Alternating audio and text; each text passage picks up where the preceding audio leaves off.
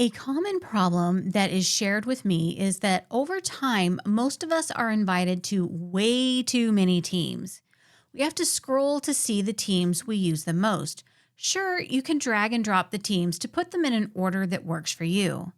But the natural question is, how do I remove a team from the list that I don't want to see right now?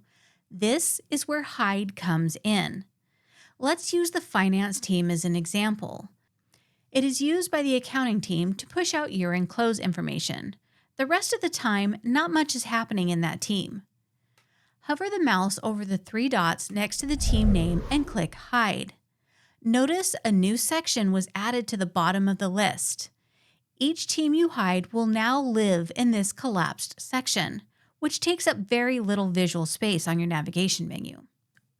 One thing to keep in mind is you won't see when new messages are added, so it is possible that you may miss something if you forget to go back and check once in a while. In this case, Nestor wants to make sure we are paying attention to his message, so he used the channel @mention, which will send an activity notification. Since it is the end of the year, I need to keep track of this team again. To put it back in the Your Teams category, click the three dots next to the team and select Show. And that's your quick tip to help you organize your team's list.